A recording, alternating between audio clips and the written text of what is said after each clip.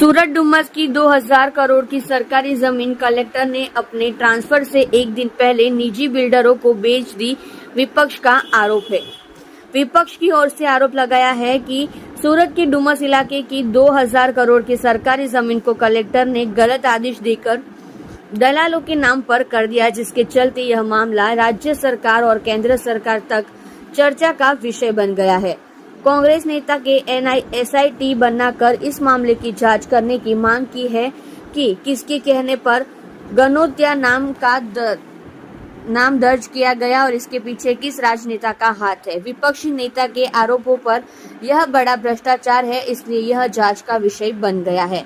जिस जमीन को पूर्व कलेक्टर ने कानूनी तौर पर सरकारी जमीन बताया था, उसमें गनोत्या का नाम डालकर रातों रात छेड़छाड़ कैसे कर दी गई, इसे लेकर कई तरह की शंकाएं जताई जा रही है। फिर मामले की जांच की जाए तो सारी सच्चाई सामने आ जाएगी, जिसमें विपक्षी दल ने आरोप लगाया है कि यह पूरा घोटाला कलेक्टर ने अपनी नवसारी जिला के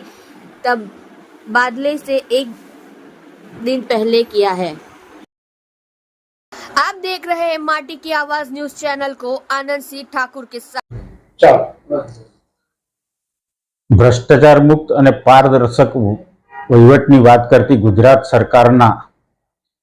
એક જવાબદાર અધિકારી સુરત જિલ્લાના કલેક્ટરશ્રી દ્વારા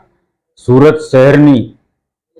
કરોડોની કિંમતની લગભગ 2,70,000 ચોરસ મીટર જેટલી જમીન, જેની અંદાજિત કિંમત આશરે 2,000 કરોડ રૂપિયા થવા જાય છે, એવી સરકારી જમીન ખાનગી વ્યક્તિને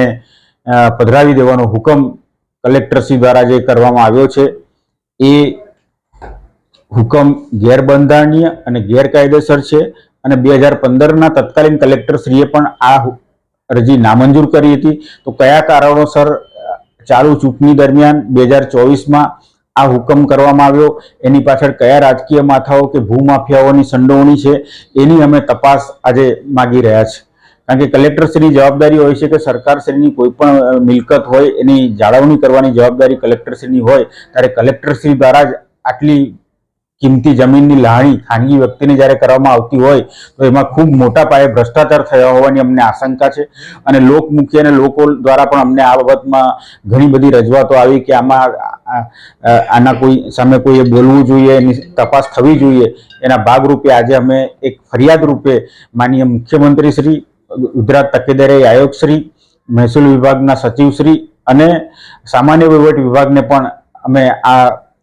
તપાસ અમારી ફરિયાદ કરી રહ્યા છે અને તપાસની માગણી કરી રહ્યા છે અને કલેક્ટરશ્રી જેણે મેં હુકમ કર્યો છે એની સામે તાત્કાલિક કડક પગલાં લેવામાં આવે અને જે પણ કંઈ કાર્યવાહી થાય અને જે પણ લોકોની સંડોવણી હોય એ પણ પ્રજા સમક્ષ આવે એવી અમારા તરફથી આજે માગણી છે। નામ કઈ રીતે ચડ્યું, કઈ પ્રક્રિયાથી કામ થયું? આમાં સામાન્ય રીતે જે કોઈ જમીન ખેડતા હોય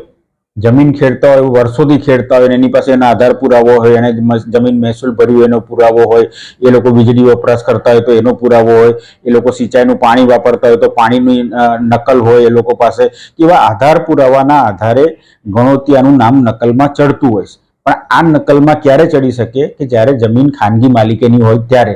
આ કેસમાં તો સરકારી જમીનમાં ગણોતિયાનું નામ ને એવા કોઈ પ્રકરણમાં કોઈ જગ્યાએ ગણોતિયાનો કોઈ ઉલ્લેખ જ નથી,